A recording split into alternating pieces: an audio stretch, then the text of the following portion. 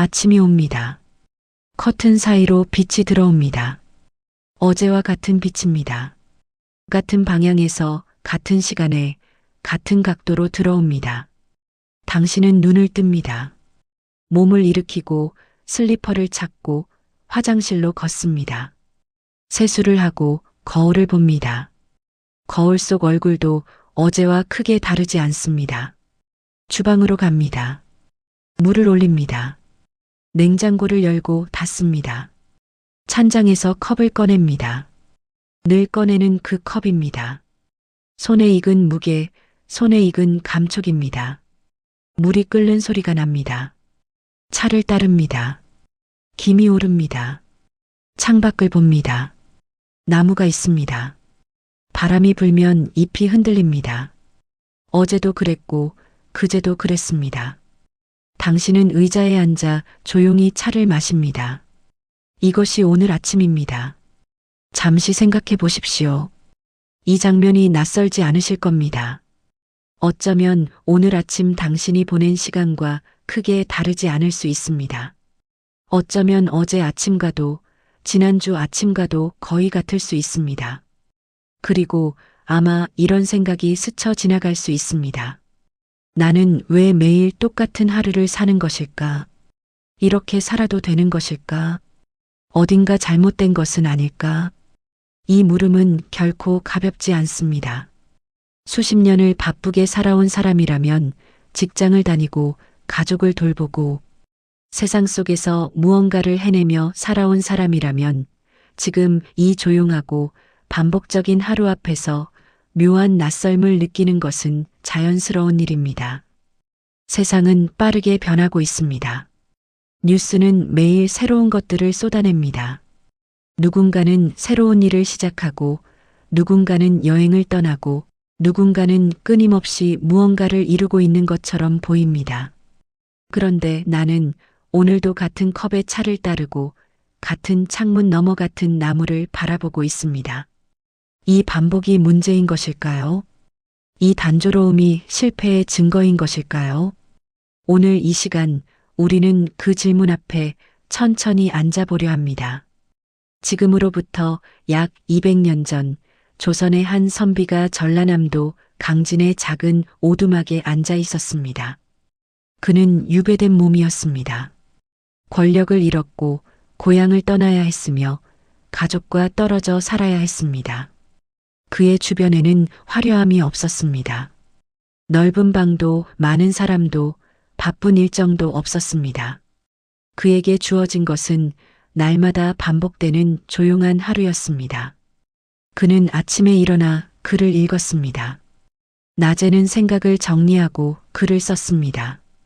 저녁에는 다시 책을 펼쳤습니다. 이 루틴은 거의 매일 같았습니다.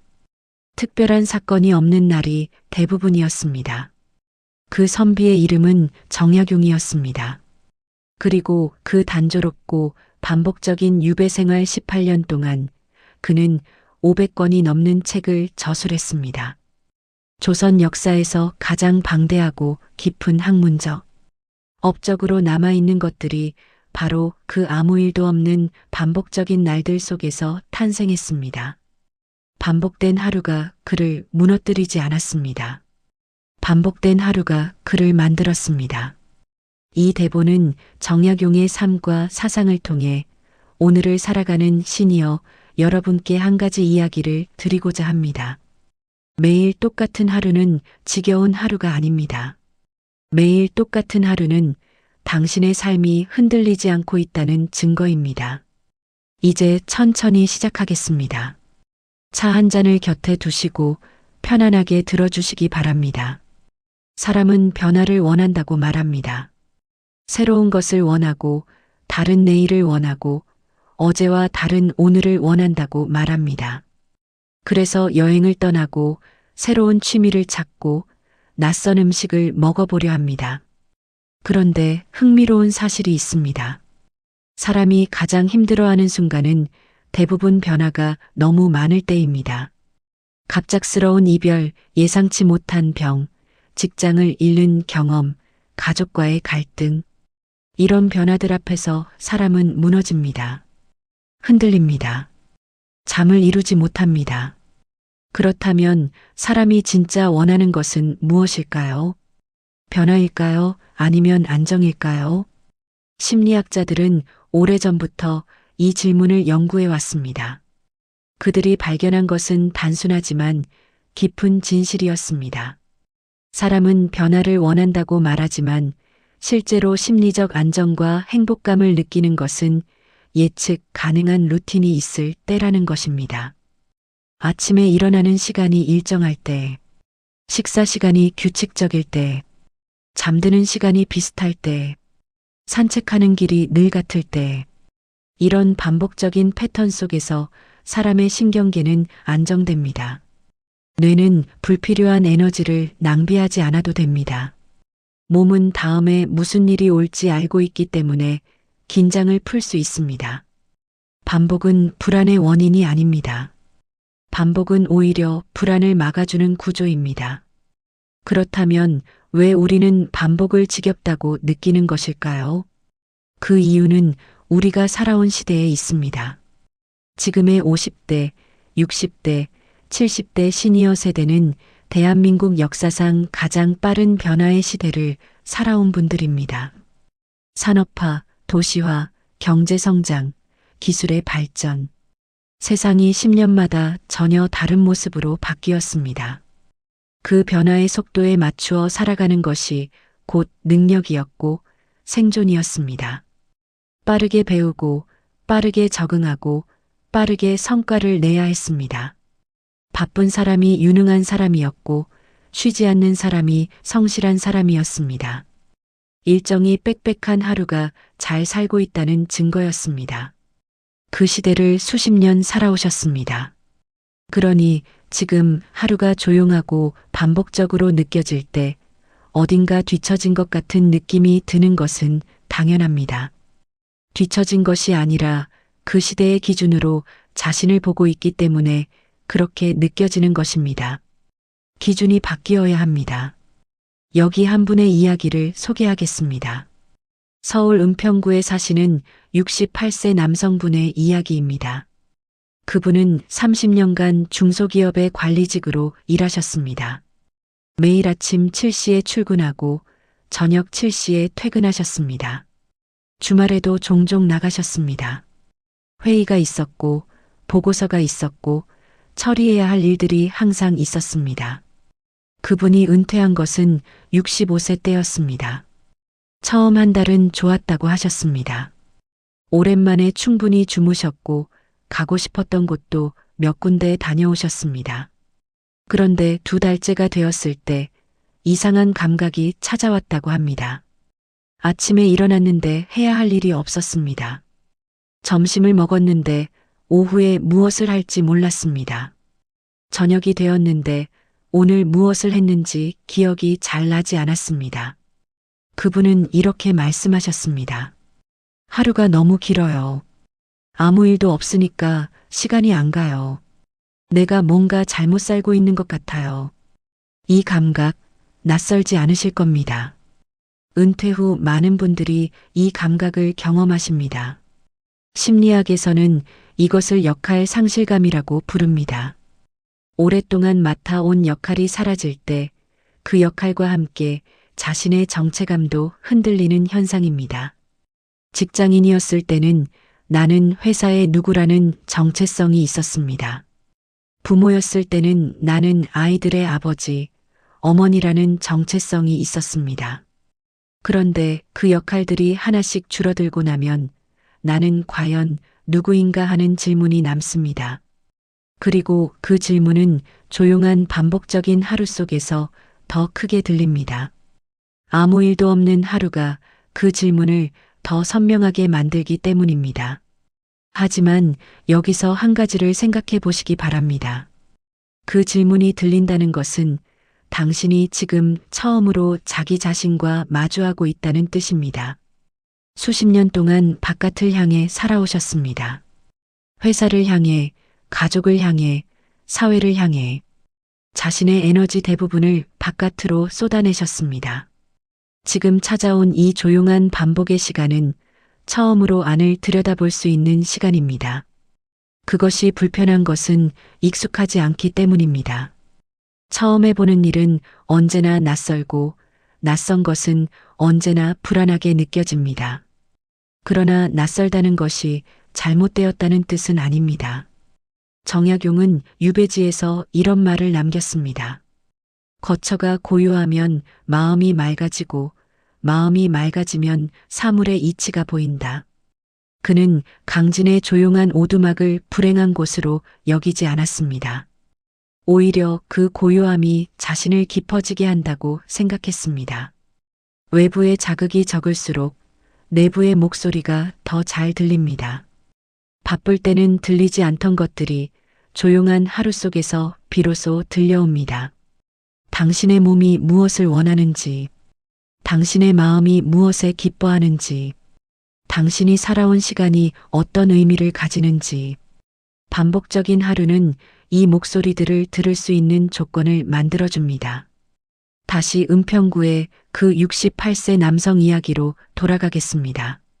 그분은 그 공허한 감각이 6개월쯤 지속되었다고 하셨습니다. 그러다가 어느 날 동네 도서관에서 우연히 정약용의 글을 읽게 되셨습니다. 유배 시절 그가 제자들에게 보낸 편지들이었습니다. 편지에는 이런 내용이 있었습니다. 하루를 어떻게 구성할 것인가?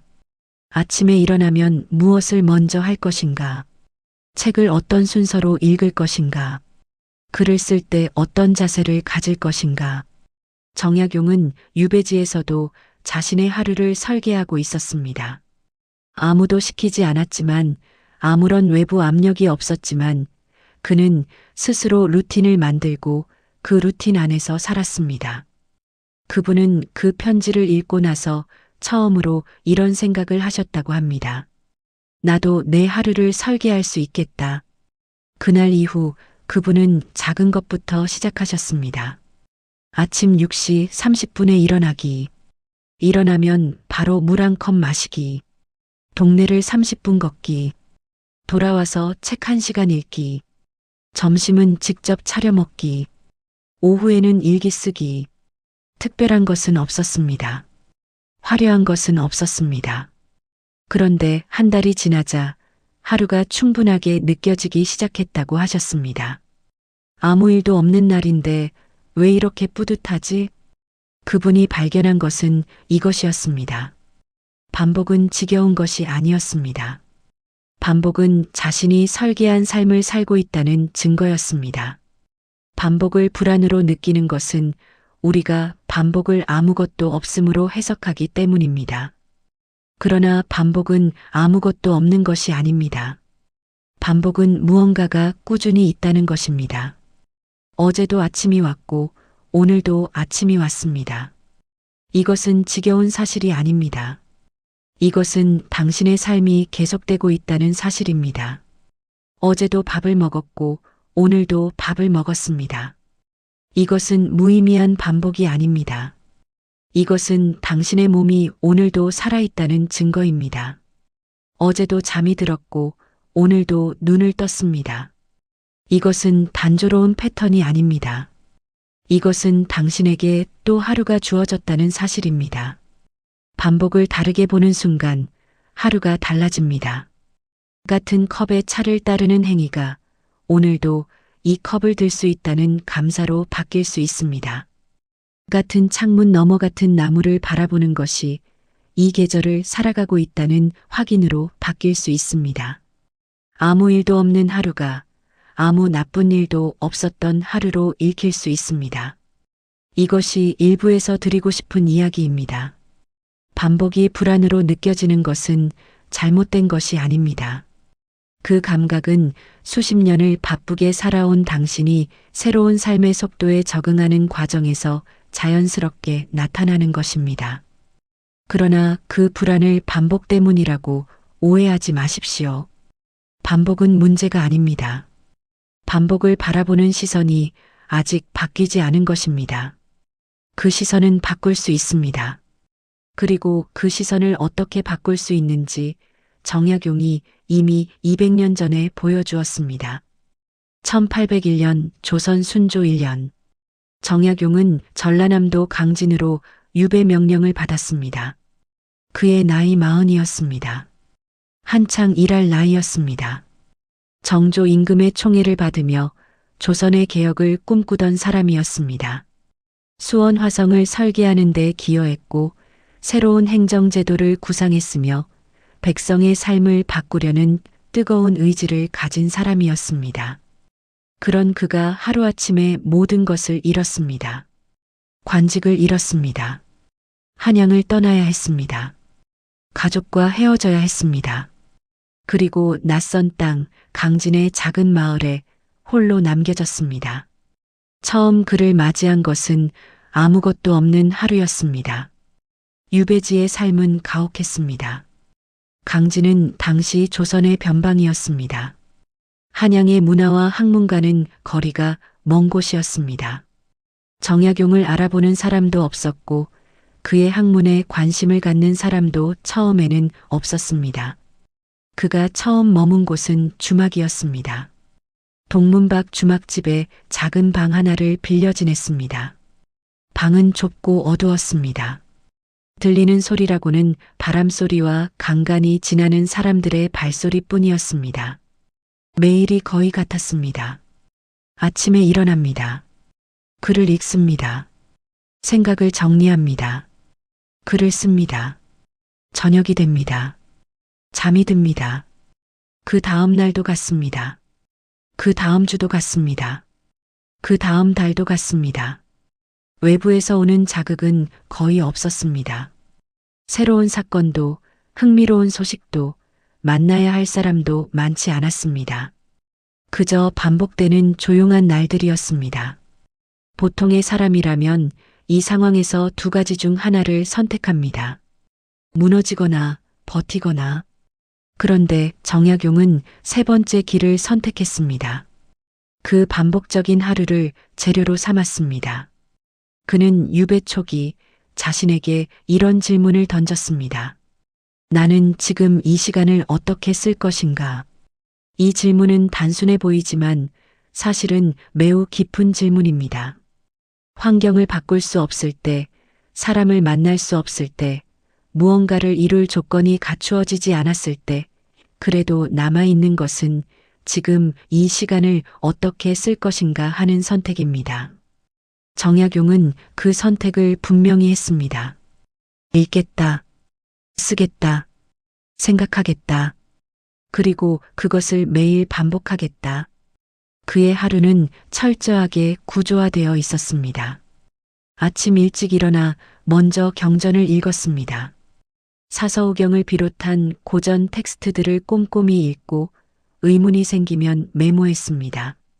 그 메모들이 쌓이면 하나의 논고가 되었고 논고들이 모이면 책이 되었습니다. 오후에는 주로 사회제도와 행정에 관한 글을 썼습니다.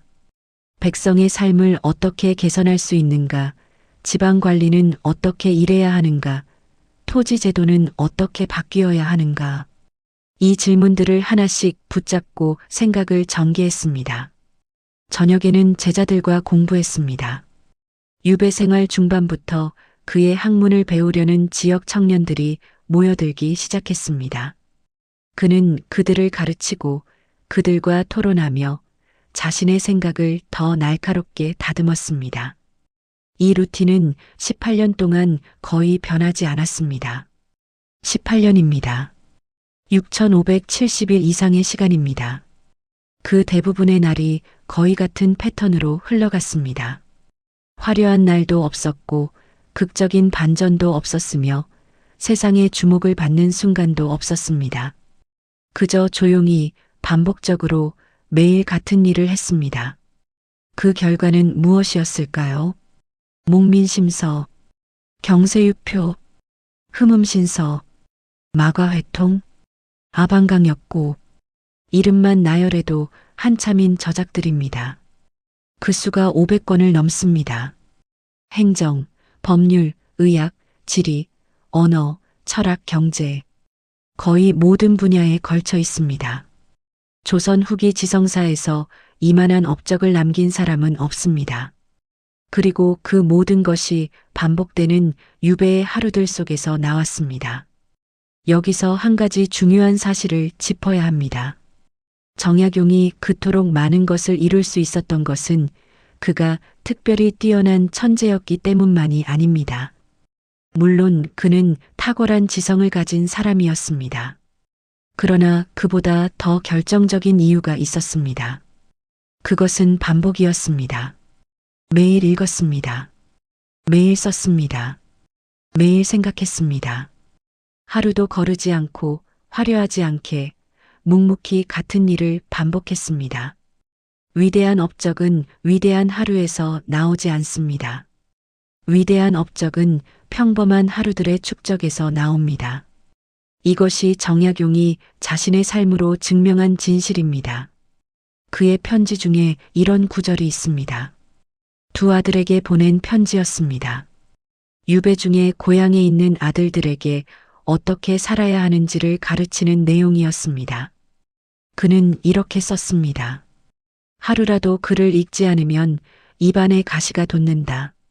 이 말은 과장이 아닙니다. 그에게 글을 읽는 것은 숨을 쉬는 것과 같았습니다. 특별한 날에만 하는 것이 아니었습니다. 기분이 좋을 때만 하는 것이 아니었습니다. 날씨와 상관없이, 몸 상태와 상관없이 무슨 일이 있든 없든 매일 하는 것이었습니다. 그것이 루틴이었고 그 루틴이 그를 지탱했습니다. 루틴이라는 단어를 다시 생각해 보겠습니다. 많은 사람들이 루틴을 해야 하는 것들의 목록으로 이해합니다. 아침에 일어나서 해야 할 것, 저녁에 자기 전에 해야 할 것, 의무처럼, 과제처럼 느껴지는 것들. 그러나 정약용에게 루틴은 달랐습니다. 루틴은 자신이 누구인지를 매일 확인하는 행위였습니다. 오늘도 나는 읽는 사람이다. 오늘도 나는 생각하는 사람이다. 오늘도 나는 쓰는 사람이다. 유배된 몸으로 모든 것을 잃었지만 이 루틴을 지키는 한그는 여전히 자신이었습니다. 루틴은 정체성이었습니다. 이 관점은 지금 이 시간을 살아가는 여러분에게도 그대로 적용됩니다. 은퇴를 하셨든 아이들이 독립을 했든 오랫동안 해온 일을 그만두셨든 외부에서 주어지던 역할과 구조가 사라졌을 때 가장 먼저 흔들리는 것은 나는 누구인가 하는 감각입니다. 그때 루틴이 그 자리를 채워줄 수 있습니다. 거창한 루틴일 필요가 없습니다. 매일 아침 같은 시간에 일어나는 것, 밥을 직접 차려 먹는 것, 하루 한 번 바깥 공기를 마시는 것, 잠들기 전에 오늘 있었던 일을 잠깐 떠올리는 것. 이 작은 반복들이 쌓이면 당신은 매일 자신에게 이렇게 말하고 있는 것과 같습니다. 나는 오늘도 내 삶을 살았다. 다시 강진의 정약용으로 돌아가겠습니다. 유배 생활 10년 즈음이 되었을 때 그는 다산초당으로 거처를 옮겼습니다. 차나무가 많은 언덕 위에 작은 집이었습니다. 그곳에서 그는 제자들과 함께 공부하고 글을 쓰고 차를 마시며 지냈습니다. 그가 그 시절을 회고하며 쓴 글에는 놀라운 내용이 있습니다. 그는 유배 시절을 불행하다고 표현하지 않았습니다. 오히려 그 고요한 시간들을 자신의 삶에서 가장 깊이 있는 시간이었다고 회고했습니다. 화려하지 않았습니다. 인정받지 못했습니다. 아무도 그의 이름을 불러주지 않았습니다. 그럼에도 불구하고, 아니 어쩌면 그렇기 때문에 그 시간은 온전히 그의 것이었습니다. 한 가지 더 이야기하겠습니다. 정약용이 강진에서 쓴 글들은 당시의 세상에 나오지 못했습니다. 유배된 죄인의 글이었기 때문입니다.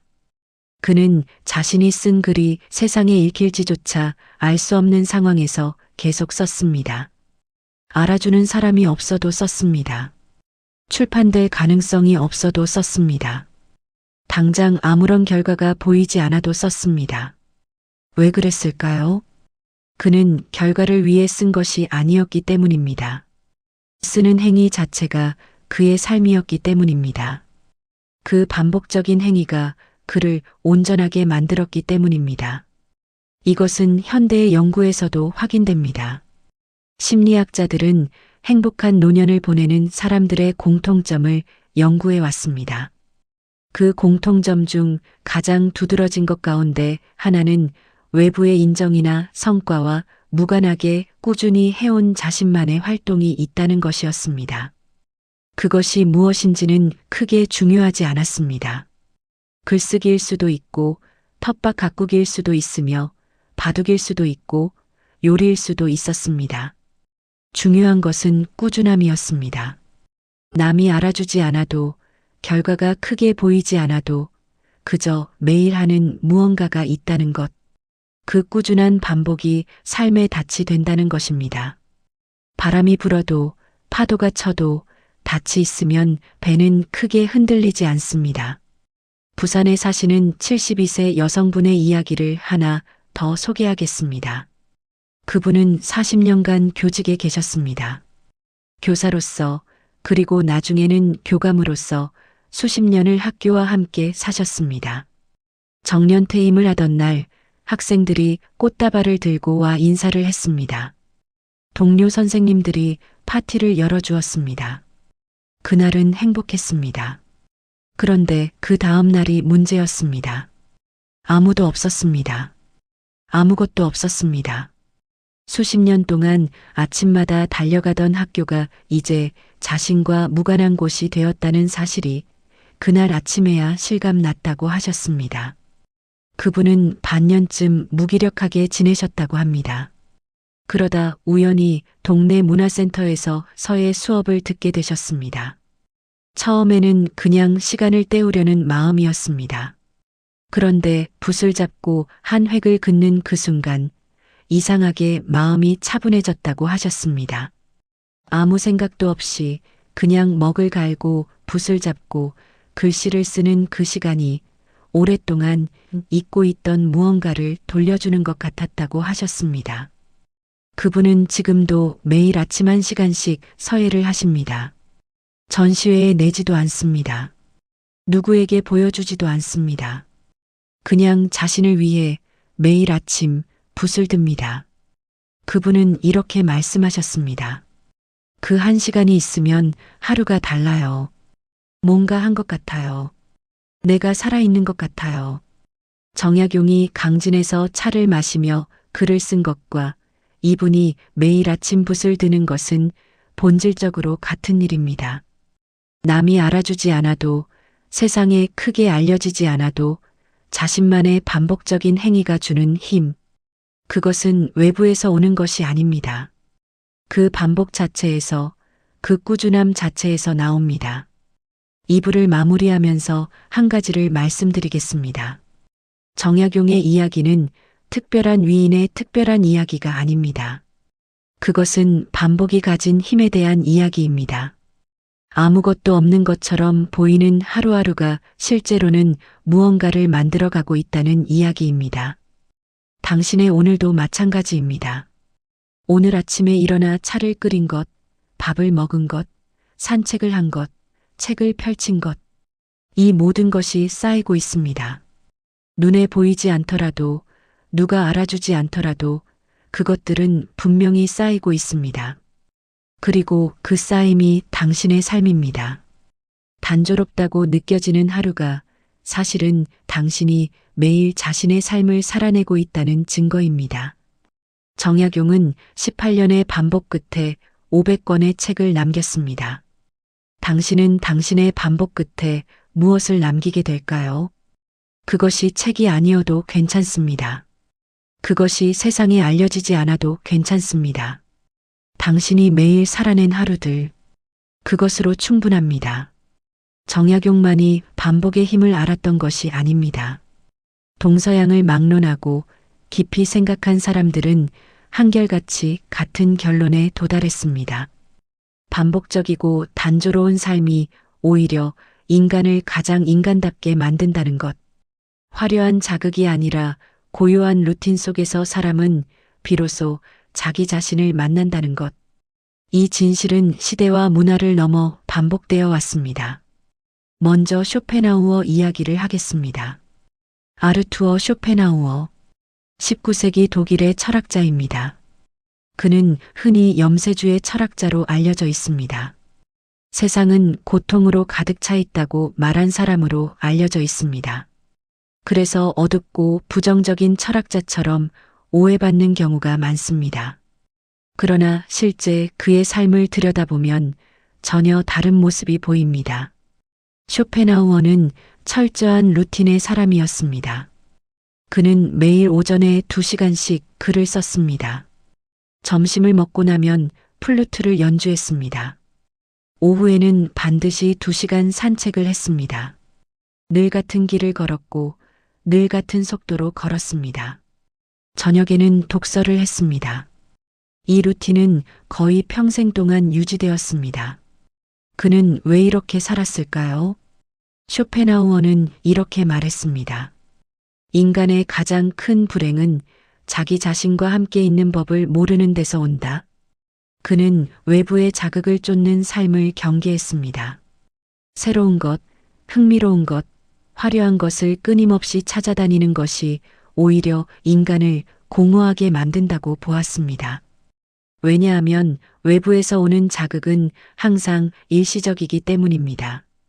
자극이 사라지면 다시 더 강한 자극을 찾게 되고 그 과정에서 사람은 점점 더 자기 자신으로부터 멀어진다는 것입니다. 반면 조용한 루틴 속에서 사람은 자기 자신과 마주합니다. 처음에는 그것이 불편할 수 있습니다. 자신과 마주하는 것은 낯설고 때로는 두렵습니다. 그러나 그 불편함을 지나면 외부의 자극 없이도 내면이 충만해지는 경험을 하게 됩니다. 쇼펜하우어가 매일 같은 길을 산책한 것은 지루함을 참은 것이 아니었습니다. 그것은 자기 자신과 함께 있는 법을 연습한 것이었습니다. 산책 이야기가 나왔으니 이마누엘 칸트의 이야기를 하겠습니다. 칸트는 철학사에서 가장 중요한 인물 가운데 한 명입니다. 그가 쓴 순수이성 비판은 서양 철학의 흐름을 바꾼 책으로 평가받습니다.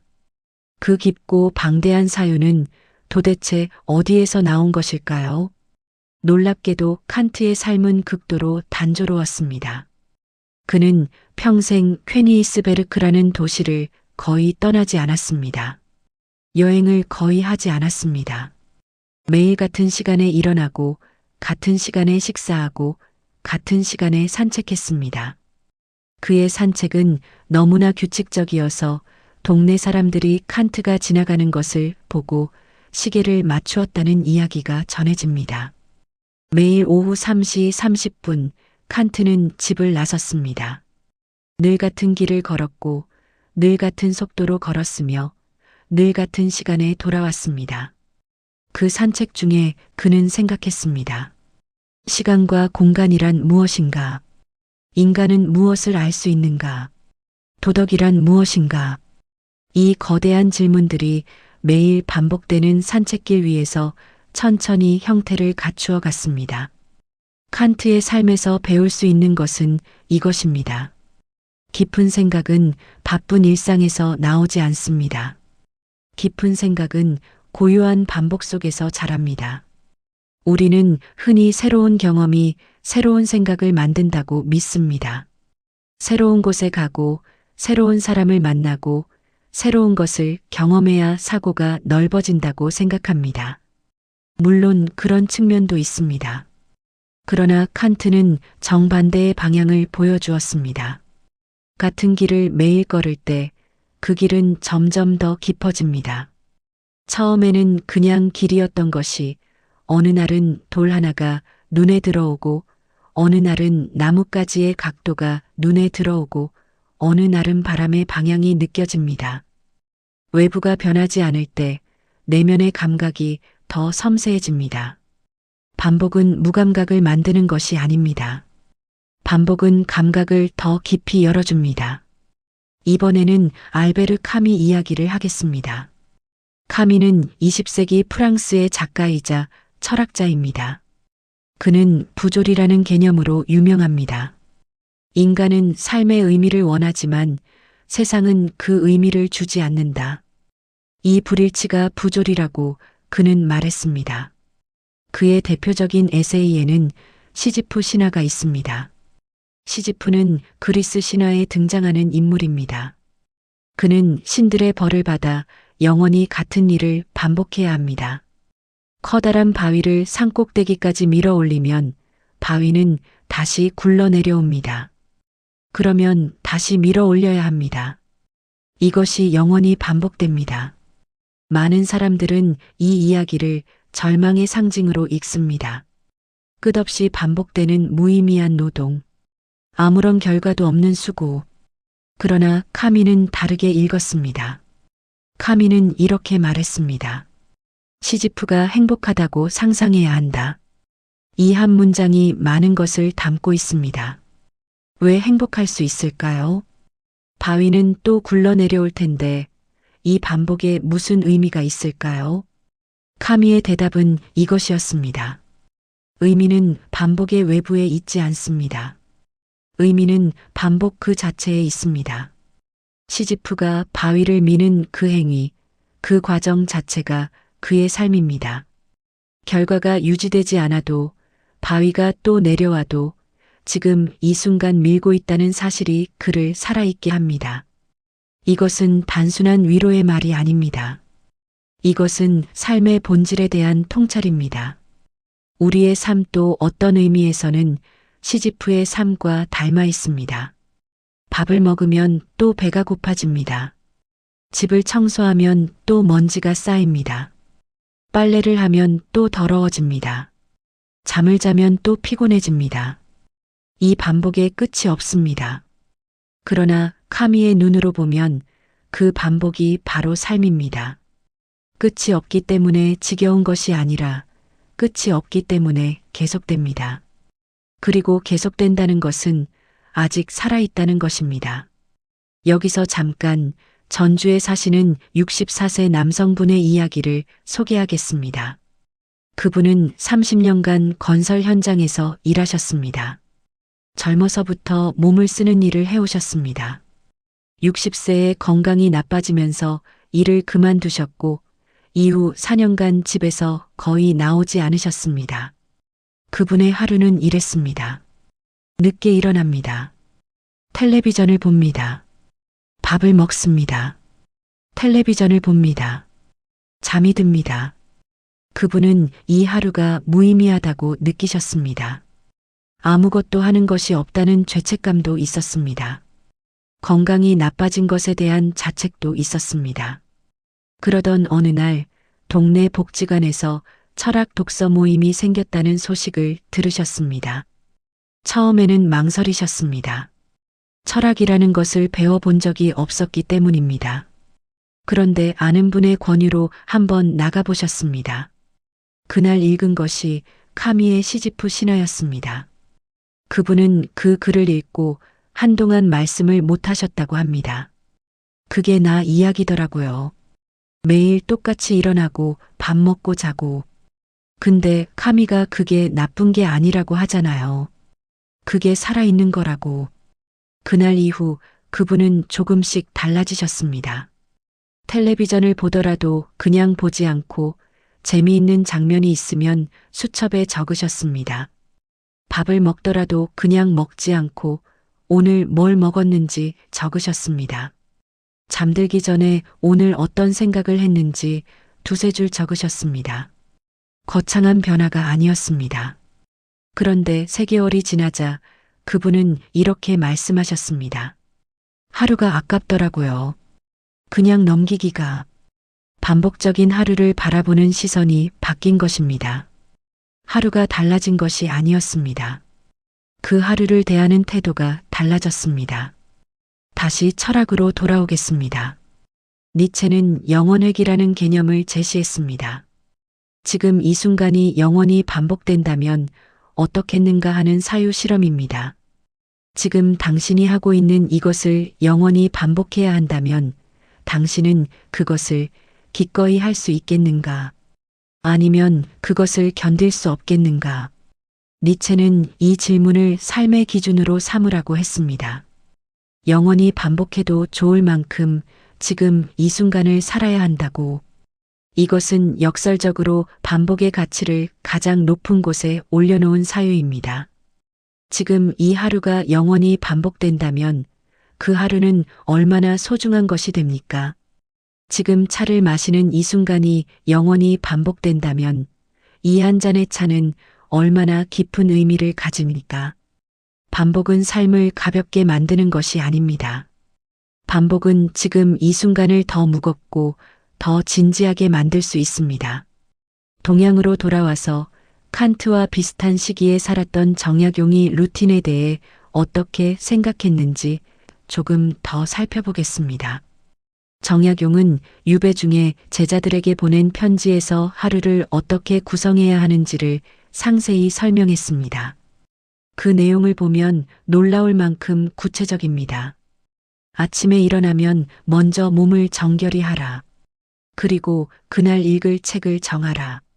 읽되 빠르게 읽지 말고 천천히 읽어라. 이해되지 않는 부분이 있으면 그냥 넘어가지 말고 메모하라. 오후에는 아침에 메모한 것들을 다시 꺼내 생각하라. 저녁에는 오늘 하루 무엇을 배웠는지를 간략히 기록하라. 이것이 반복되면 한 달이 지나 그 기록들이 쌓입니다. 그 기록들을 다시 읽으면 자신이 어떻게 생각해 왔는지가 보입니다. 그것이 바로 자기 자신을 아는 것입니다. 정약용에게 루틴은 단순한 습관이 아니었습니다. 루틴은 자기 자신을 알아가는 방법이었습니다. 철학자들의 이야기를 하나로 모아보겠습니다. 쇼펜하우어는 말했습니다. 자기 자신과 함께 있는 법을 배우라고. 칸트는 보여주었습니다. 같은 길을 매일 걸으면 그 길이 점점 깊어진다고. 카미는 말했습니다. 반복 그 자체가 삶이고 그 삶은 행복할 수 있다고. 니체는 물었습니다. 이 순간이 영원히 반복된다면 당신은 기꺼이 살 수 있겠는가 하고. 정약용은 증명했습니다. 반복적인 하루들이 쌓여 위대한 것이 된다고. 이 5명의 생각은 각기 다른 언어와 시대에서 나왔지만 핵심에서 하나로 만납니다. 반복은 피해야 할 것이 아닙니다. 반복은 삶의 깊이를 만드는 것입니다. 3부를 마무리하면서 한 가지를 드리고 싶습니다. 여러분의 하루는 이미 충분히 철학적입니다. 아침에 눈을 뜨는 것, 밥을 먹는 것, 차를 마시는 것, 산책을 하는 것, 책을 읽는 것, 잠이 드는 것, 이 반복적인 행위들이 수백 년의 철학자들이 말한 삶의 지혜와 정확히 같은 방향을 가리키고 있습니다. 당신은 이미 올바른 방향으로 살고 있습니다. 다만 그것을 아직 몰랐을 뿐입니다. 지금까지 우리는 반복이 왜 불안으로 느껴지는지, 그리고 반복이 실제로는 얼마나 깊은 가치를 가지는지를 이야기했습니다. 정약용의 삶을 보았습니다. 철학자들의 사유를 들었습니다. 그리고 우리 주변의 평범한 분들이 반복 속에서 삶의 의미를 찾아가는 이야기를 들었습니다. 이제 한 걸음 더 나아가겠습니다. 반복적인 하루를 그냥 견디는 것이 아니라 그 하루를 더 깊고 풍요롭게 만드는 방법이 있습니다. 거창한 것이 아닙니다. 비용이 드는 것도 아닙니다. 특별한 능력이 필요한 것도 아닙니다. 정약용이 강진에서 실제로 했던 것들, 그리고 그것을 현대의 삶에 적용할 수 있는 방법들을 하나씩 이야기하겠습니다. 첫 번째, 하루의 한 가지를 천천히 보는 것.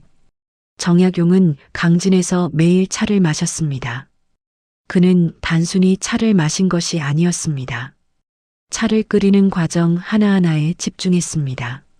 물이 끓는 온도, 찻잎이 펼쳐지는 모양, 김이 오르는 방향, 첫 모금의 온도와 맛. 그는 이 모든 것을 주의 깊게 관찰했습니다.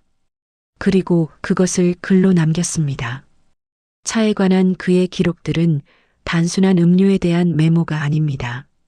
그것은 하나의 사물을 깊이 들여다본 사람의 기록입니다. 이것을 일상에 적용하는 방법은 간단합니다. 오늘 하루 한 가지를 평소보다 천천히 보십시오. 아침에 마시는 커피 한 잔. 그 색깔, 그 향기, 그 온도, 그 맛. 평소에는 그냥 마시고 지나쳤던 것을 오늘은 조금 더 오래 느껴보십시오. 창밖의 나무. 평소에는 그냥 나무였던 것을 오늘은 조금 더 오래 바라보십시오. 잎의 모양, 가지의 방향, 바람에 흔들리는 방식. 이것이 거창한 명상이나 수행일 필요는 없습니다. 그냥 조금 더 오래 보는 것입니다. 조금 더 천천히 느끼는 것입니다. 그 순간 평범한 하루에 깊이가 생깁니다. 두 번째, 기록하는 것. 정약용의 가장 중요한 습관은 기록이었습니다. 그는 생각이 나면 적었습니다. 책을 읽다가 의문이 생기면 적었습니다. 제자와 대화를 나누다가 흥미로운 이야기가 나오면 적었습니다. 날씨가 특이하면 적었습니다. 몸 상태가 달라지면 적었습니다. 그의 기록은 완성된 글이 아니었습니다. 단편적인 메모들이었습니다. 그런데 그 메모들이 쌓이면서 책이 되었습니다. 그 책들이 모이면서 500권의 저작이 되었습니다. 위대한 저술은 어느 날 갑자기 완성된 것이 아니었습니다. 그것은 매일의 작은 기록들이 쌓인 결과였습니다. 기록은 세 가지를 해줍니다. 첫째, 지나가는 생각을 붙잡아 줍니다. 좋은 생각은 붙잡지 않으면 사라집니다. 기록은 그 생각을 남겨줍니다.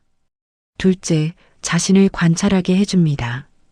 오늘 무슨 생각을 했는지, 어떤 감정이 있었는지, 무엇이 좋았는지를 적다 보면 자신이 어떤 사람인지가 보이기 시작합니다. 셋째, 시간을 의미 있게 만들어줍니다. 기록된 하루는 그냥 지나간 하루가 아닙니다. 무언가가 남은 하루입니다. 기록이 부담스럽게 느껴지실 수 있습니다. 일기를 써야 한다거나, 긴 글을 써야 한다거나, 잘 써야 한다는 생각이 든다면 그 생각을 내려놓으십시오. 기록은 한 줄이어도 됩니다. 오늘 점심에 된장찌개를 먹었다. 맛있었다. 오늘 오후에 비가 왔다. 빗소리가 좋았다. 오늘 아들한테 전화가 왔다. 반가웠다. 이것으로 충분합니다. 이 한 줄들이 쌓이면 1년 후에 당신은 365개의 하루를 손에 쥐게 됩니다. 그리고 그것을 다시 읽을 때 자신이 얼마나 많은 날을 살아왔는지가 눈에 보입니다. 대구에 사시는 66세 여성분의 이야기입니다. 그분은 손녀딸에게 작은 노트를 선물 받으셨습니다. 손녀딸이 이렇게 말했다고 합니다. 할머니, 매일 한 가지만 적어봐요. 뭐든 좋아요. 그분은 처음에는 뭘 적어야 할지 몰랐다고 하셨습니다. 특별한 일이 없는 날이 대부분이었기 때문입니다. 그런데 막상 적기 시작하니 적을 것이 없지 않았습니다. 오늘 아침 하늘이 맑았다. 오늘 시장에서 고등어가 싸길래 샀다. 오늘 오랜만에 옛날 드라마를 다시 봤는데 재미있었다. 오늘 무릎이 좀 아팠다. 오늘 저녁 노을이 예뻤다. 1년이 지난 후 그분은 노트를 다시 읽어보셨습니다. 그리고 이렇게 말씀하셨습니다. 내가 이렇게 많이 살았네. 별거 없는 것 같았는데 적어 놓으니까 뭔가 있었네.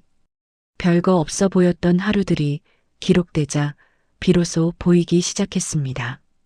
그 하루하루 속에 맑은 하늘이 있었고 싱싱한 고등어가 있었고 예쁜 노을이 있었습니다.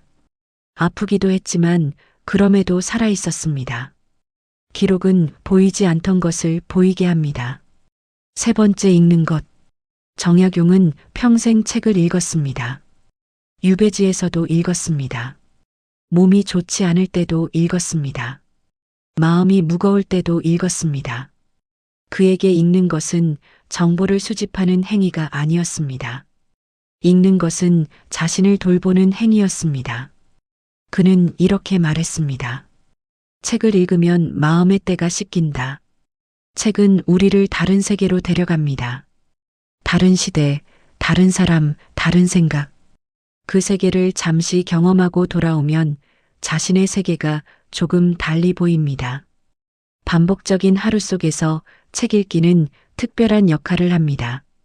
몸은 같은 방에 있지만 마음은 전혀 다른 곳을 여행합니다. 창밖의 풍경은 어제와 같지만 페이지를 넘길 때마다 새로운 생각이 들어옵니다. 책은 움직이지 않고도 세계를 넓히는 방법입니다. 책 선택에 대해 한 말씀 드리겠습니다. 어렵고 두꺼운 책을 읽어야 한다는 생각은 내려놓으셔도 됩니다. 베스트셀러를 읽어야 한다거나 유명한 책을 읽어야 한다거나 많이 읽어야 한다는 생각도 내려놓으셔도 됩니다. 하루에 한 페이지면 충분합니다. 진짜로 한 페이지입니다. 한 페이지를 읽고 그 내용을 천천히 생각하고 자신의 삶과 연결해 보는 것. 이것이 10페이지를 빠르게 읽는 것보다 훨씬 깊은 독서입니다. 정약용이 책을 읽은 방식도 이와 같았습니다. 그는 빨리 많이 읽는 것을 강조하지 않았습니다. 한 문장이라도 제대로 이해하고 삶에 적용하는 것을 강조했습니다. 천천히 깊이. 이것이 시니어의 독서에 가장 잘 맞는 방식입니다. 네 번째, 산책하는 것. 칸트가 매일 같은 길을 걸었습니다. 쇼펜하우어가 매일 2시간을 걸었습니다. 니체는 걸으면서 생각했고 걸으면서 글을 썼습니다. 정약용은 강진의 언덕을 오르내리며 자연을 관찰하고 그것을 글로 남겼습니다. 동서양의 위대한 사유가들이 공통적으로 한 것이 있다면 그것은 걷는 것이었습니다. 걷기는 단순한 운동이 아닙니다. 걸을 때 몸이 움직이면 생각도 움직입니다. 앉아서는 풀리지 않던 문제가 걷다 보면 풀리는 경험을 하신 적이 있으실 겁니다. 무겁던 마음이 걷다 보면 조금 가벼워지는 것을 느끼신 적이 있으실 겁니다. 이것은 기분의 문제가 아닙니다. 실제로 걷기는 뇌의 활동 방식을 바꿉니다. 걸을 때 뇌에서는 창의적 사고와 연관된 영역이 더 활발하게 작동합니다. 걷기는 몸을 깨우는 동시에 마음을 여는 행위입니다. 산책의 방법에 대해서도 한 말씀 드리겠습니다. 멀리 갈 필요가 없습니다. 동네 한 바퀴면 됩니다. 빠르게 걸을 필요도 없습니다. 느리게, 천천히 주변을 둘러보며 걷는 것이 더 좋습니다. 오늘은 평소에 그냥 지나쳤던 골목을 한번 들어가 보십시오. 늘 걷던 길인데 이번에는 반대 방향으로 걸어 보십시오. 하늘을 한번 올려다 보십시오. 나무 한 그루에 잠깐 멈춰 서 보십시오. 같은 동네를 걷더라도 주의를 어디에 두느냐에 따라 매일 다른 산책이 됩니다. 그리고 걸으면서 아무 생각도 하지 않아도 됩니다. 걷는 것 자체로 충분합니다. 생각이 찾아오면 받아들이고 생각이 오지 않으면 그냥 걷는 것으로 충분합니다. 인천에 사시는 70세 남성분 이야기입니다. 그분은 오랫동안 허리가 좋지 않으셨습니다. 의사가 걷기를 권했지만 처음에는 귀찮으셨다고 합니다. 그래도 하루 20분만 걷기로 하셨습니다. 처음 한 달은 그냥 걸으셨습니다. 그런데 어느 날부터 걸으면서 주변을 보기 시작하셨습니다. 동네에 이런 골목이 있었나? 이 집 마당에 감나무가 있었구나. 저기 작은 텃밭이 있네. 수십 년을 살던 동네였는데 걸으면서 보니 처음 보는 것들이 보이기 시작했다고 하셨습니다. 그분은 지금 매일 40분씩 걸으십니다. 처음보다 2배로 늘었습니다. 늘어난 이유가 무엇인지 여쭤보았더니 이렇게 말씀하셨습니다. 내일은 또 뭐가 보일지 궁금해서요. 매일 같은 동네를 걷는데 내일이 궁금해졌습니다. 반복이 설렘이 된 것입니다. 5번째, 사람과 연결되는 것. 정약용은 유배 중에 혼자였습니다. 그러나 완전히 혼자는 아니었습니다. 그는 편지를 썼습니다. 2 아들에게, 형에게, 제자들에게, 만날 수 없는 사람들에게 글로 마음을 전했습니다. 그리고 지역의 젊은이들을 가르쳤습니다. 물리적으로 고립되어 있었지만 마음의 연결은 끊지 않았습니다. 사람과의 연결은 반복적인 하루의 생기를 불어넣습니다. 오늘 아는 분에게 전화를 드려보십시오. 오래된 친구에게 문자를 보내보십시오. 이웃집 분에게 지나가다 인사를 건네보십시오. 가족에게 안부를 물어보십시오. 거창한 만남이 아니어도 됩니다. 짧은 안부 한마디가 하루를 달라지게 합니다. 사람은 혼자서는 완성되지 않습니다. 다른 사람과 연결될 때 자신의 삶이 더 선명해집니다. 내가 누구에게 의미 있는 존재라는 것을 확인할 때 반복적인 하루도 의미를 갖게 됩니다. 6번째, 감사를 찾는 것. 이것이 가장 단순하면서도 가장 강력한 방법입니다. 오늘 하루 중에 감사한 것 하나를 찾는 것입니다. 딱 하나입니다. 오늘 밥을 먹었습니다. 감사합니다. 오늘 햇빛이 났습니다. 감사합니다. 오늘 몸이 크게 아프지 않았습니다. 감사합니다. 오늘 좋아하는 프로그램을 봤습니다. 감사합니다. 이것이 너무 단순하게 들리실 수 있습니다. 그런데 이 단순한 행위가 하루를 바라보는 시선을 바꿉니다. 감사를 찾으려면 하루를 돌아봐야 합니다. 하루를 돌아보면 그냥 지나쳤던 것들이 보입니다. 그 보이는 것들 속에서 좋았던 것을 하나 고르는 것, 그것이 감사입니다. 정약용은 유배 중에도 감사를 잃지 않았습니다. 그는 강진의 자연을 감사하게 여겼습니다. 제자들이 찾아오는 것을 감사하게 여겼습니다. 책을 읽을 수 있는 것을 감사하게 여겼습니다. 생각할 수 있는 것을 감사하게 여겼습니다. 그것이 그를 18년의 유배 생활 동안 무너지지 않게 했습니다. 환경이 그를 구한 것이 아니었습니다. 그 환경 속에서도 감사를 찾아내는 능력이 그를 지탱했습니다. 감사는 찾는 사람에게만 보입니다. 사부에서 소개한 6가지 방법을 다시 정리하겠습니다. 하나, 하루에 한 가지를 천천히 보는 것. 둘, 기록하는 것. 셋, 읽는 것. 넷, 산책하는 것. 다섯, 사람과 연결되는 것. 여섯, 감사를 찾는 것. 이 6가지를 모두 할 필요는 없습니다. 하나만 해도 됩니다. 그것도 매일 완벽하게 할 필요는 없습니다. 할 수 있을 때 할 수 있는 만큼 하면 됩니다. 중요한 것은 방향입니다. 반복적인 하루를 피하려 하지 말고 그 하루 속으로 더 깊이 들어가는 방향. 그것이 정약용이 보여준 방향이고 철학자들이 공통으로 가리킨 방향입니다. 사부를 마치면서 한 가지를 말씀드리겠습니다. 여러분은 이미 이 방법들 중 일부를 하고 계십니다. 매일 밥을 차려 드시는 분은 이미 루틴이 있는 것입니다. 매일 아침 창밖을 바라보시는 분은 이미 관찰하고 있는 것입니다. 가끔 동네를 걸으시는 분은 이미 산책을 하고 있는 것입니다. 자식에게 전화를 하시는 분은 이미 연결을 유지하고 있는 것입니다. 당신의 하루에는 이미 이 방법들이 있습니다. 다만 그것이 가치 있는 일이라는 것을 아직 충분히 인식하지 못했을 뿐입니다. 이제 알고 하십시오. 당신이 매일 하는 그 작은 것들이 당신의 삶을 지탱하는 힘입니다. 지금까지 우리는 많은 이야기를 했습니다. 반복이 왜 불안으로 느껴지는지를 이야기했습니다. 정약용의 유배 생활이 어떻게 위대한 업적이 되었는지를 이야기했습니다. 동서양의 철학자들이 반복을 어떻게 바라보았는지를 이야기했습니다. 그리고 반복적인 하루를 더 풍요롭게 만드는 방법들을 이야기했습니다. 5부에서는 조금 다른 각도에서 이야기하겠습니다. 평범한 하루가 쌓이면 무엇이 되는가? 그것을 들여다보겠습니다. 우리는 흔히 삶을 특별한 순간들로 기억합니다. 결혼식 날, 아이가 태어나던 날, 처음 취직하던 날, 큰 일을 해낸 날, 해외여행을 처음 떠나던 날, 이런 날들은 선명하게 기억됩니다. 사진으로도 남아있고 이야기로도 남아있으며 오래도록 떠올릴 수 있습니다.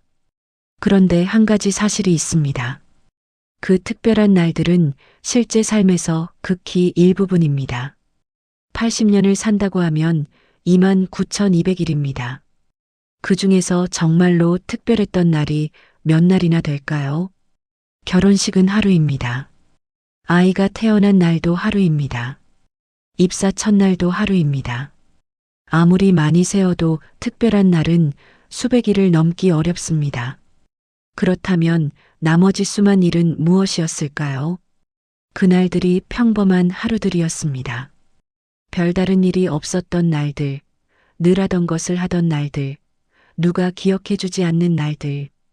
그런데 바로 그 평범한 날들이 삶의 대부분입니다. 삶의 몸통입니다. 특별한 날들은 그 몸통 위에 드문드문 박혀 있는 점들에 불과합니다. 이것을 다르게 표현하면 이렇습니다.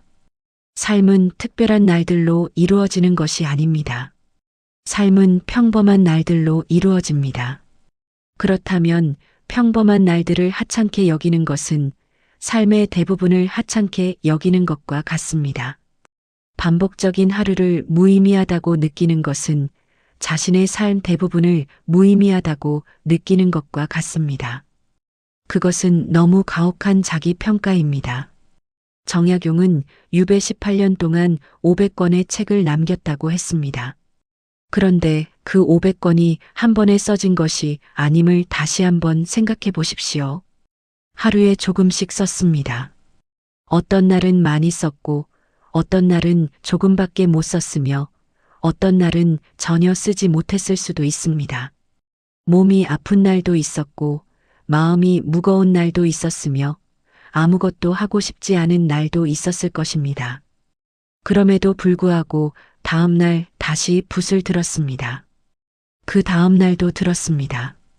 그렇게 18년이 흘렀고 그 흘러간 날들의 합이 500권이 되었습니다. 500권은 18년의 결과물이 아닙니다.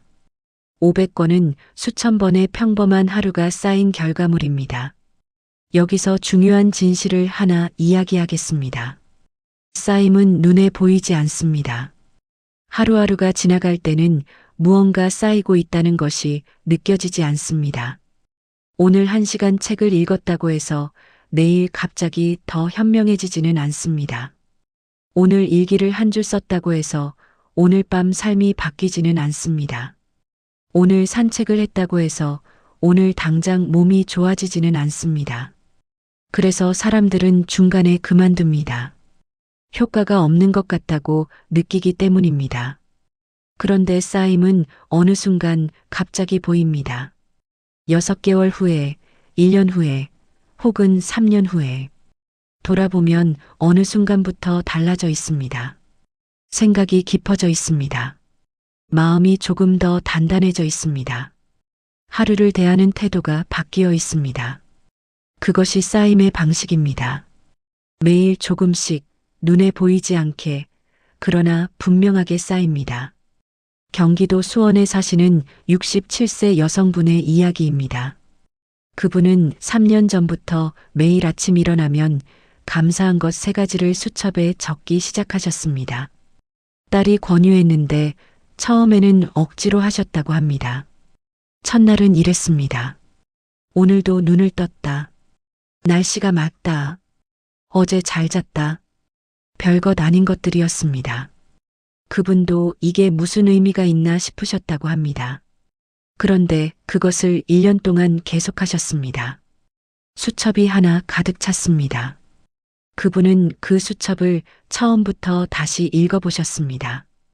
그리고 놀라셨습니다. 1년 동안 감사한 것들을 보니 자신의 삶이 얼마나 많은 것들로 채워져 있었는지가 보였기 때문입니다. 맑은 날도 있었고 비 오는 날도 있었습니다. 아픈 날도 있었고 건강한 날도 있었습니다. 외로운 날도 있었고 사람들과 함께한 날도 있었습니다. 그 모든 것이 다 거기 있었습니다. 그분은 이렇게 말씀하셨습니다. 1년이 이렇게 많았구나. 나 꽤 살았구나. 꽤 살았다는 말. 이 말이 얼마나 깊은지 생각해 보십시오. 단순히 시간이 많이 지났다는 말이 아닙니다. 자신의 삶이 충분히 사라진 삶이었다는 인식입니다. 평범한 날들이 쌓여 충분한 삶이 되었다는 발견입니다. 이제 정약용의 말년 이야기를 하겠습니다. 그는 1818년 57세에 유배에서 풀려났습니다. 18년 만이었습니다. 고향인 마제로 돌아갔습니다. 가족과 다시 만났습니다. 그리고 그 후에도 그는 계속 읽고 쓰고 생각했습니다. 유배에서 풀려났다고 해서 갑자기 다른 삶을 산 것이 아니었습니다. 강진에서 하던 것을 고향에서도 계속했습니다. 사람들은 그에게 물었을 것입니다. 18년의 유배 생활이 얼마나 힘드셨습니까? 하고 그는 이렇게 답했습니다. 그 시간이 있었기에 지금의 내가 있다고. 그것은 고통을 미화하는 말이 아닙니다. 반복적인 평범한 날들이 실제로 그를 만들었다는 진실의 고백입니다. 화려하지 않은 날들, 아무도 알아주지 않는 날들, 그냥 읽고 쓰고 생각하던 날들. 그 날들이 모여 정약용이라는 사람이 되었습니다. 우리도 마찬가지입니다. 지금 당신이 살아온 수만 일의 평범한 날들이 당신을 만들었습니다. 아침마다 밥을 차리던 날들이 당신을 만들었습니다. 아이들을 학교에 보내던 날들이 당신을 만들었습니다. 직장에서 묵묵히 일하던 날들이 당신을 만들었습니다. 아픈 몸을 이끌고 하루를 버텨내던 날들이 당신을 만들었습니다. 별다른 일 없이 그냥 하루를 살아낸 날들이 당신을 만들었습니다. 그 평범한 날들이 쌓여 지금의 당신이 있습니다. 그것을 하찮다고 말할 수 있는 사람은 없습니다. 한 가지 더 이야기하겠습니다. 평범한 하루가 쌓이면 지혜가 됩니다. 젊은 사람들이 가질 수 없는 것이 있습니다. 그것은 경험에서 나오는 지혜입니다. 수십 년의 반복적인 날들을 살아오면서 자신도 모르게 쌓인 것들이 있습니다. 사람을 보는 눈, 상황을 판단하는 감각, 서두르지 않아도 된다는 것을 아는 여유, 모든 것이 지나간다는 것을 아는 평온함, 작은 것에서 기쁨을 찾는 능력. 이것들은 책에서 배울 수 없습니다. 강의를 들어서 얻을 수 없습니다. 오직 살아온 날들의 축적을 통해서만 얻어지는 것들입니다. 시니어 세대가 가진 이 지혜는 평범한 날들이 오랫동안 쌓여 만들어진 가장 귀한 자산입니다. 그 지혜를 나누는 것에 대해 말씀드리겠습니다. 정약용은 자신이 깨달은 것을 혼자 간직하지 않았습니다. 그것을 글로 썼고 제자들에게 가르쳤으며 편지로 전했습니다. 그 나눔이 500권의 책이 되었고 그 책들이 지금까지 전해지고 있습니다. 당신이 살아온 날들의 지혜도 나눌 수 있습니다. 자녀에게, 손자 손녀에게, 이웃에게, 젊은 사람들에게. 거창한 강의가 아니어도 됩니다. 살면서 깨달은 것 하나를 이야기해 주는 것, 자신의 경험에서 나온 진심 어린 한마디를 건네는 것, 그것이 나눔입니다. 그 나눔이 또 다른 누군가의 평범한 날들을 조금 더 풍요롭게 만들 수 있습니다. 광주에 사시는 73세 남성분의 이야기입니다. 그분은 손자가 고등학교 시험 때문에 힘들어한다는 이야기를 들으셨습니다. 직접 만나기 어려운 상황이어서 편지를 쓰기로 하셨습니다. 편지에 이렇게 쓰셨다고 합니다. 할아버지도 젊을 때 많이 힘들었다. 그런데 그 힘든 날들이 다 지나갔다. 너의 힘든 날도 지나갈 것이다. 지나가는 동안 버텨라. 버티는 것도 능력이다. 짧은 편지였습니다. 화려한 말도 없었습니다. 그런데 손자가 그 편지를 받고 울었다고 합니다. 그리고 이렇게 말했다고 합니다. 할아버지, 고마워요. 힘낼게요. 수십 년의 평범한 날들을 살아온 사람의 한마디가 힘든 시간을 보내는 젊은이에게 닿았습니다. 그것이 지혜의 나눔입니다. 평범한 날들이 쌓여 만들어진 것이 다른 사람의 삶에 닿는 순간입니다. 5부를 마무리하면서 이 말씀을 드리겠습니다. 당신의 평범한 하루들은 지금도 쌓이고 있습니다. 오늘 이 대본을 들은 것도 쌓입니다. 오늘 차를 마신 것도 쌓입니다. 오늘 잠깐 창밖을 바라본 것도 쌓입니다. 오늘 누군가를 생각한 것도 쌓입니다. 그 쌓임이 지금의 당신을 만들었고 앞으로의 당신을 만들어갈 것입니다. 정약용의 18년이 500권이 되었듯이 당신의 매일이 당신만의 무언가가 되어가고 있습니다. 그것이 책이 아니어도 됩니다. 세상에 알려지지 않아도 됩니다. 당신이 살아온 삶 자체가 당신이 만들어 온 작품입니다. 그 작품을 하찮게 여기지 마십시오. 매일 똑같아 보이는 하루들이 실은 매일 조금씩 다른 당신을 만들고 있습니다. 그 과정이 느리고 조용하고 눈에 띄지 않더라도 그것은 분명히 일어나고 있습니다. 오늘도 당신의 하루는 쌓였습니다. 그것으로 충분합니다. 긴 시간 함께 해주셨습니다. 오프닝에서 시작했습니다. 아침에 눈을 뜨고 차를 따르고 창밖을 바라보는 그 평범한 장면에서 시작했습니다. 그리고 우리는 함께 많은 길을 걸었습니다. 반복이 왜 불안으로 느껴지는지를 들여다보았습니다. 정약용이 유배의 단조로운 날들 속에서 어떻게 위대한 것을 만들어냈는지를 보았습니다. 쇼펜하우어와 칸트와 카미와 니체가 반복에 대해 무엇을 말했는지를 들었습니다. 평범한 하루를 더 풍요롭게 만드는 방법을 이야기했습니다. 그리고 평범한 날들이 쌓여 삶이 된다는 것을 확인했습니다. 이제 마지막입니다. 이 모든 이야기를 한 문장으로 모은다면 이것입니다. 매일 똑같은 하루는 지겨운 하루가 아닙니다.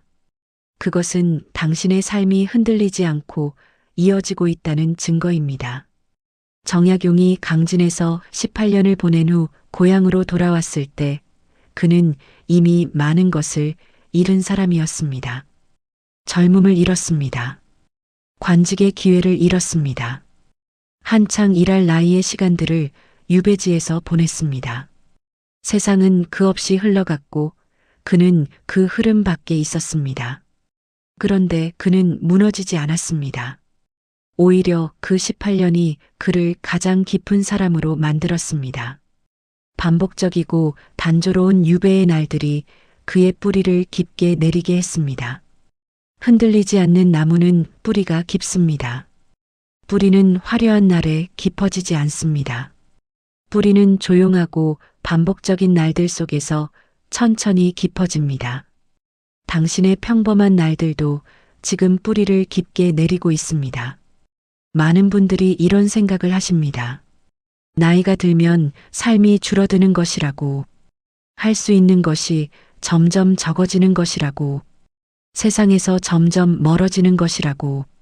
그런데 정약용의 삶은 전혀 다른 방향을 보여줍니다. 나이가 드는 것은 삶이 줄어드는 것이 아닙니다. 삶이 깊어지는 것입니다. 할 수 있는 것의 종류가 바뀌는 것이지 삶 자체가 줄어드는 것이 아닙니다. 세상의 속도에서 벗어나는 것이지 세상에서 멀어지는 것이 아닙니다. 빠르게 달리는 삶에서 천천히 걷는 삶으로 바뀌는 것입니다. 천천히 걸을 때 보이는 것이 있습니다. 빠르게 달릴 때는 보이지 않던 것들이 천천히 걸을 때 비로소 눈에 들어옵니다. 길가의 작은 꽃, 바람의 방향, 하늘의 색깔. 이것들은 천천히 걷는 사람의 것입니다. 시니어의 삶은 삶의 끝이 아닙니다. 삶의 깊이가 시작되는 때입니다. 오늘 이 대본을 들으신 분들 중에 아직도 이런 생각이 남아있는 분이 계실 수 있습니다. 그래도 내 하루는 너무 단조롭다고, 그래도 아무것도 하지 못하는 것 같다고, 그래도 뭔가 더 있어야 하는 것 아닌가 하고, 그 마음을 완전히 외면하려는 것이 아닙니다. 그 마음은 자연스러운 것입니다. 더 잘 살고 싶다는 마음, 더 의미 있게 살고 싶다는 마음은 좋은 마음입니다. 다만 한 가지만 부탁드립니다. 그 마음을 가지되 지금 이 하루를 하찮게 여기는데 쓰지는 마십시오.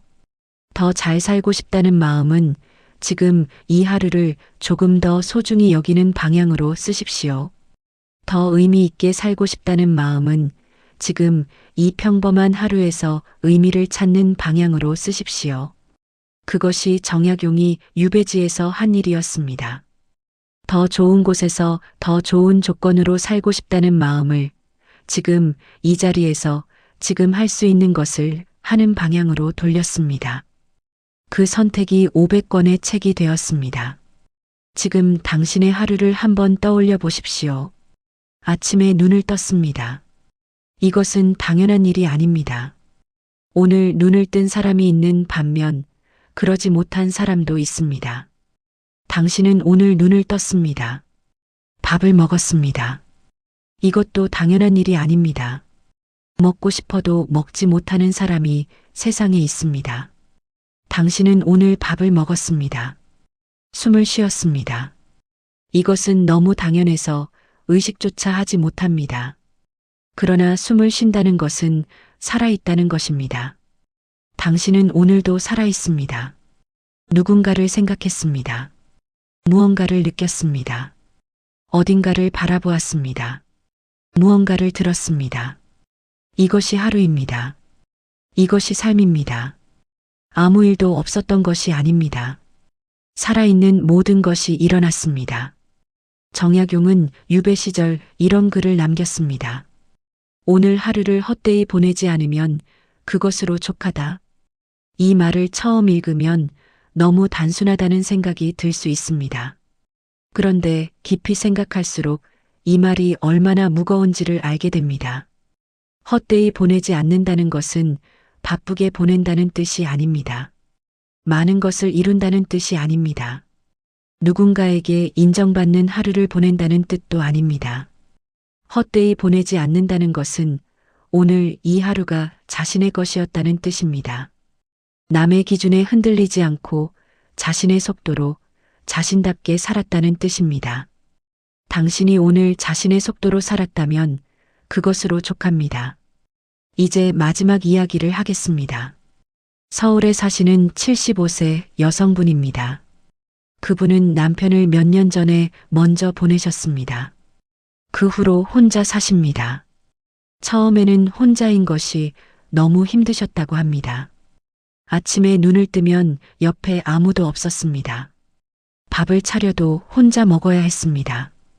텔레비전을 봐도 옆에서 같이 웃어줄 사람이 없었습니다. 그 고독함이 너무 커서 한동안 아침에 일어나는 것 자체가 힘드셨다고 합니다. 그러던 어느 날 그분은 작은 결심을 하셨습니다. 남편이 좋아하던 꽃을 창가에 하나 놓기로 하셨습니다. 그리고 매일 아침 그 꽃에 물을 주기로 하셨습니다. 별것 아닌 결심이었습니다. 그런데 그 작은 루틴이 생기자 아침에 일어나는 이유가 생겼습니다. 꽃에 물을 줘야 하니까, 꽃이 어떻게 됐나 봐야 하니까. 그 꽃이 하나에서 둘이 되었고 둘에서 셋이 되었습니다. 지금 그분의 창가에는 작은 화분들이 여러 개 있습니다. 그분은 이렇게 말씀하셨습니다. 꽃들이 나를 기다려요. 내가 물을 줘야 살잖아요. 그래서 나도 일어나야 해요. 꽃이 그분을 기다리고 그분이 꽃을 돌봅니다. 그 작은 반복이 매일 아침 그분을 일으킵니다. 이것이 반복의 힘입니다. 거창하지 않아도 됩니다. 작아도 됩니다. 남이 몰라도 됩니다. 자신만의 작은 루틴 하나가 하루를 열어줍니다. 정약용은 강진의 18년을 마치고 고향으로 돌아와 이렇게 썼습니다. 유배지에서의 날들이 없었다면 지금의 나도 없었을 것이라고. 그 반복적이고 고요한 날들이 자신을 만들었다고. 그리고 그는 고향에서도 계속 같은 삶을 살았습니다. 읽고 쓰고 생각하고 가르쳤습니다. 유배에서 풀려났다고 해서 다른 삶을 원하지 않았습니다. 이미 그 반복적인 삶이 자신의 삶이 되어 있었기 때문입니다. 그것이 가장 자유로운 삶의 모습입니다. 외부의 조건과 상관없이 자신의 하루를 자신답게 사는 것. 누가 알아주지 않아도 세상이 빠르게 돌아가도 자신의 속도로 자신의 루틴을 지키는 것. 그것이 정약용이 우리에게 남긴 가장 깊은 가르침입니다. 오늘 이 대본을 끝까지 들어주신 여러분께 감사드립니다. 여러분의 하루는 충분합니다. 여러분의 반복은 의미 있습니다. 여러분의 평범한 날들은 지금도 쌓이고 있습니다. 오늘 아침 눈을 뜨셨습니까? 차를 마셨습니까? 밥을 드셨습니까? 바깥 공기를 마셨습니까? 누군가를 생각했습니까? 이 대본을 들으셨습니까?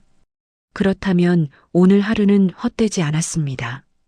정약용의 말처럼 오늘 하루를 헛되이 보내지 않았으니 그것으로 족합니다. 내일도 아침이 올 것입니다. 같은 컵에 차를 따르게 될 것입니다. 같은 창문 너머 같은 나무를 바라보게 될 것입니다. 그 반복을 반기십시오. 그 반복이 당신의 삶입니다. 그 반복이 당신입니다. 단조로운 하루가 계속된다는 것은 당신의 삶이 안정되어 있다는 뜻입니다. 아무 일도 없는 하루는 아무 나쁜 일도 없었던 하루입니다. 매일 똑같다는 것은 매일 살아있다는 것입니다. 오늘 아무 일도 없었다면 그것으로 충분합니다. 이 대본은 정약용 선생의 삶과 사상에서 영감을 받아 작성되었습니다. 반복되는 일상 속에서 삶의 깊이를 찾아가는 모든 분들께 바칩니다.